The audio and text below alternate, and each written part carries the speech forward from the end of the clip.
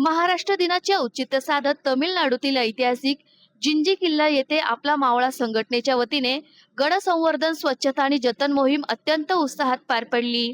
खासदार निलेश लंके यांच्या संकल्पनेतून सुरू झालेल्या या उपक्रमाचा हा 14वा टप्पा ठरला असून महाराष्ट्रासह देशाच्या विविध भागातून आलेल्या शिवप्रेमी मावळ्यांनी मोठ्या संख्येने सहभाग घेत इतिहास जतनाच्या कार्यात आपला वाटा उचलला।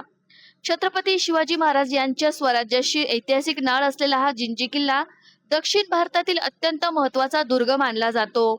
पुढे छत्रपती राजाराम महाराज यांच्या संघर्ष काळात या किल्ल्याने तात्पुरत्या राजधानीचे स्वरूप धारण करत स्वराज्य टिकवण्यात मोलाची भूमिका बजावली होती। या पार्श्वभूमीवर जिंजी गडावर गड संवर्धनाची मोहीम राबवणे हे प्रत्येक मावळ्यासाठी अभिमानाचे आणि कर्तव्याचे कार्य ठरले। मोहिमेदरम्यान गड परिसरात व्यापक स्वरूपात स्वच्छता उपक्रम राबवण्यात आला।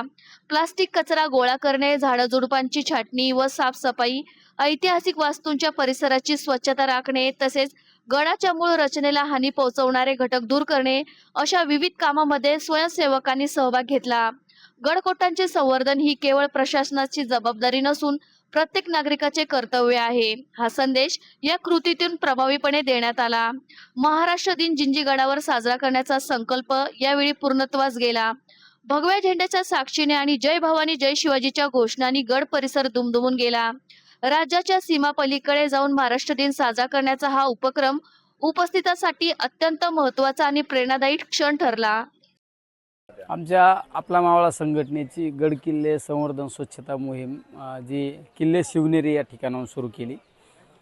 त्यामध्ये अनेक किल्ले घेण्यात आले। धर्मवीर गड असो, रायरेश्वर असो, रामशेष असो, सालेर असो, तुमचा तिकोना असो, विश्रामगड असो, लोहगड असो किंवा प्रतापगड, सिंहगड, सिंधुदुर्ग असो, भुदरगड असो।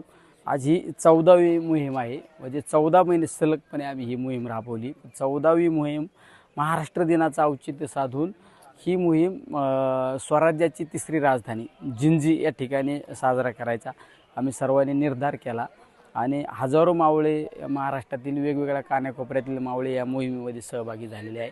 कारण स्वराज्याच्या 3 राजधान्या होत्या, त्यामध्ये राजगड, रायगड आणि तमिळनाडूतील जिंजी। त्यामुळे आज जिंजी किल्ल्यावर आम्ही ही मोहीम साजरी करत असताना एक खऱ्या अर्थाने एक आनंद वाटतो की ही मोहीम साजरा करत असताना आम्ही महाराष्ट्र गीतांनी सुरुवात केली। शाहिरांचा कार्यक्रम झाला, ज्या शाहिरांनी छत्रपती शिवरायांचा इतिहास दराखोऱ्यापर्यंत पोहोचवण्याचं काम केलं, त्या शाहिरांचा शाहिरी कार्यक्रम झाला।